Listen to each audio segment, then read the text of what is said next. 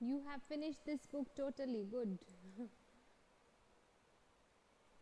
Exam papers will be checked automatically, okay, by the computers because they are MCQ patterns. I have set the question, I have given the answers.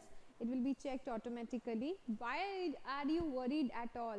I think the exams were so easy. The question was so easy. All of you should get 20 on 20. After all, it's an MCQ test, right?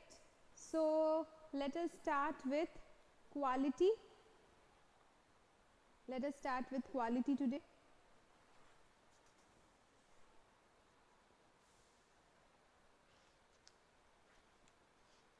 So, yes, come to page number 72 of your honeycomb textbook.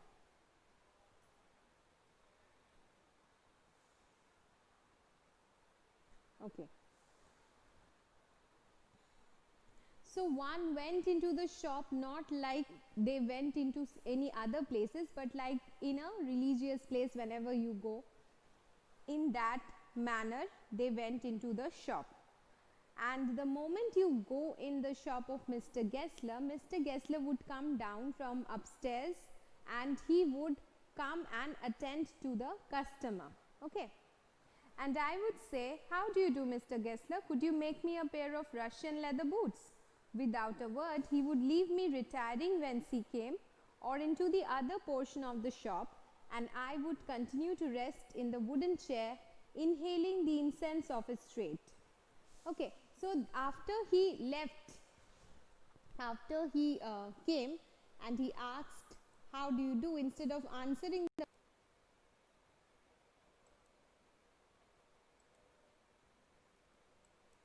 yes. Now, he would return with a piece of leather. And I would continue to rest in the wooden chair, inhaling. What is the meaning of? Yes, I'm explaining that part. Inhaling the incense of his trade means, inhaling means smelling. When you are smelling something, that is called inhaling, breathing something in. So I used to inhale the incense of his trade. Incense means like incense sticks. Do you know what incense sticks are? Those things which are sometimes in many religions they are used to light in front of the picture of a deity in case of Hinduism, and also used in other religion also. In any kind of sacred place, number of incense sticks are burnt to give out a good smell. Okay. Yes. So incense of his trade refers to the beautiful smell of leather, which which the narrator used to like a lot whenever he used to sit in the shop. Okay. So used to smell in the smell of leather, and he used to love that smell. Understood? Now, soon he would come back holding in his hand a piece of gold brown leather. With eyes fixed on it, he would remark, what a beautiful piece. Whence means, whence is actually like an old English usage. Okay, that means when. In case of when, sometimes the, no, not when actually, leaving me retiring whence he came means from the place where he had come from. Okay, so where you can say like where he came from, that means upstairs. He had come from upstairs, he again went back upstairs to give him or to show him a piece of leather. Okay, page number 73. And then he would remark, what a beautiful piece of leather. When I too had admired it, he would speak again, when do you want them? And I would answer, oh, as soon as you conveniently can. And he would say, tomorrow fortnight. Or if he were his elder brother, I will ask my brother. Tomorrow fortnight means from tomorrow a fortnight. That means 15 days from today. Okay, a fortnight is a count of like 14 days.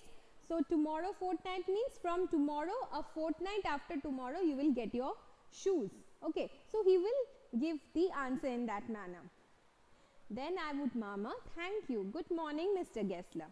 Good morning, he would say, still looking at the leather in his hand, and as I moved to the door, I would hear the tip-tap of his slippers going up the stairs to his dream of boots. So this man was so much into the boot making, shoe making business that he forgot about everything else. Okay, So again he went back upstairs to his dream of boots, which tells you that the narrator also believed that this man loved his profession a lot. Okay, and most of his time he spent thinking about his profession. Then he would go back upstairs. I cannot forget, in the dictionary it is written formal from which or from where. Yes, that's what we said. I cannot forget that day on which I had occasion to say to him, Mr. Kessler, that last pair of boots creaked, you know. So I cannot forget that day. Means I remember that day very well. That particular day when he had said to Mr. Kessler that one of your boots which you have made a creaking sound. Okay. So the moment, this was very uncommon for me to say something like that, because Mr. Kessler's boots were always perfect. He looked at me for a time without replying, as if expecting me to withdraw or qualify the statement, then said, it shouldn't have creaked. It did, I'm afraid. You got them wet before they found themselves. I don't think so. So he told him directly that it made a creaking sound. And Mr. Kessler was very much astounded, because he never made any boots which were imperfect. Okay, he was such a perfect shoemaker that there was not a problem with any of his boots ever. So he was a little bit shocked. And so he said that maybe you got them wet. You got them wet means you probably walked on water. Even before the boots came in proper form, you started walking on water or something like that. Because of that, it made a creaking sound. But the narrator said, I did not do that. At that, he lowered his eyes, as if hunting for memory of those boots. And I felt sorry I had mentioned this grave thing. And after listening to that, he lowered his eyes. Okay, that means he felt a little bit ashamed, it seemed. And I felt sorry that I had mentioned this serious thing to him. Send them back, he said. I will look at them. I will look at them means I will try to fix it.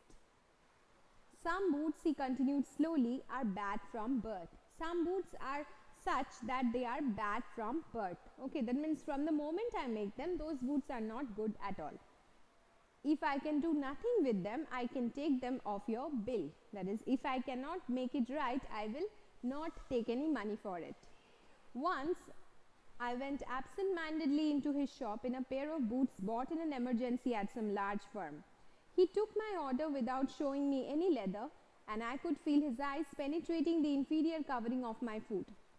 At last he said, those are not my boots. So once what happened, the narrator had to buy. We have already understood that the narrator used to always go to Mr. Kessler's shop whenever he needed a pair of shoes. Okay. But sometimes, because of some emergency situation, he had to buy the boot from somewhere else, to buy it from somewhere else. I don't know. Tell me. You tell me. So, what happened? He came into Mr. Kessler's shop wearing the shoe made by some other shops. And not just by other shopkeeper, it was made by a big shoe company. Okay, those kind of firms which Mr. Kessler did not like. And so he looked at his feet and said, those are not my boots. That means those boots which you are wearing has not been made by me. It is now 3:44. The tone was not one of anger nor of sorrow, not even of contempt, but there was in it something quiet that froze the blood. Okay, there was something very fearful in his voice which made the narrator feel afraid. Okay. He put his hand down and pressed a finger on the place where the left foot was not quite comfortable. Okay. So he could understand, he was a really big, good shoemaker, so he could understand just by looking at the boots where it hurt the narrator. Okay. Who is counting time? Who is that? Constantly telling me how much time is left? 3:47 p.m. Hasibul, I think. If you don't like the class, you can leave the class any moment you want. Don't disturb me. It's literature. If you continuously disturb me while I'm teaching, I lose the flow of thought. It becomes very disturbing. Don't do that. I have an idea when the class ends. Maybe I will take 5 minutes more. So,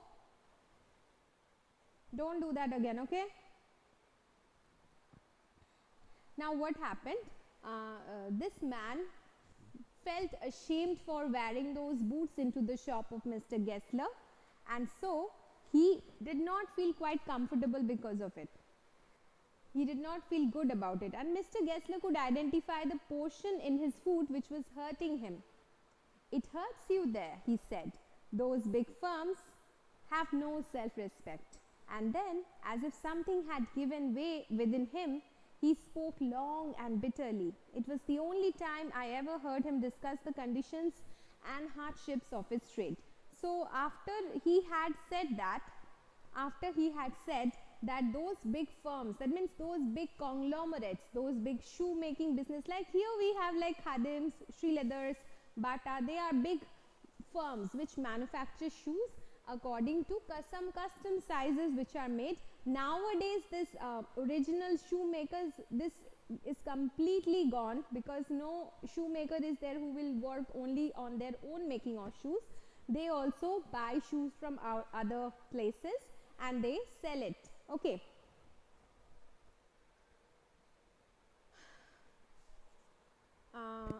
So they buy shoes like that. So nowadays it is not common to see shoemakers like Mr. Gessler, but in those days it was quite common to see a professional shoemaker whose trade was his art.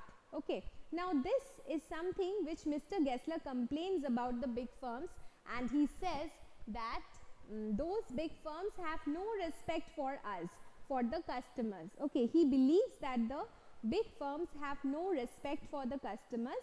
They make shoes according to their profit, and just because they advertise so well that they are able to do so well in the trade. Okay, just by advertising they are able to sell their shoes. Okay. They get it by advertisement, not by work. They take it away from us who love our boots. It comes to this presently, I have no work. Every year it gets less. You will see. So Mr. Gessler was telling the pathetic condition of his profession. Though he was a great shoemaker, just because he did not believe in advertisement, okay, just because he was not a very mercenary person who would charge more for the things that he made, just because of that he was suffering. And this big trade firms of shoes, they were selling so many shoes which were not at all good, not at all as good as his shoes, but just because they were advertising so widely that they were doing so well, and they were taking away his income. Okay, so he's saying that every year it becomes less. Presently I have no work, that is I do not have any orders to do. Okay. And looking at his lined face, I saw things I had never noticed before. Bitter things and bitter struggle, and what a lot of grey hairs there seemed suddenly in his red beard. Okay, so I saw in him lot of bad things, like lot of that means the problems in his life was being shown by the wrinkle in his faces, and I could see that he had become old. Suddenly he had become old because of the stressful situation in his life. Obviously money is an important factor, right? For survival at least he needed money, but because he was not getting much orders from outside, because most people were flocking to those big firms, that he was losing his market for selling shoes. As best as I could, I explained the circumstances of those ill-omened boots, but his face and voice made so deep an impression that during the next few minutes I ordered many pairs. They lasted longer than ever, and I was not able to go to him for nearly 2 years. Okay, so today I'm going to end it over here. Next day probably we won't be able to complete the chapter. So the narrator tried to explain to Mr. Gessler the situation which prompted him, which forced him to buy the shoes from that big firm, and after that he felt so guilty for doing that he ordered several pairs of boots from Mr. Gessler. Maybe because he felt bad for the guy, okay, not because of necessity, but because he felt bad for him and he could understand the situation that he was facing. Understood? So if you have any difficulty till this point, you can ask me. I'm going to end the class right now. Okay, so ask me if you have any question.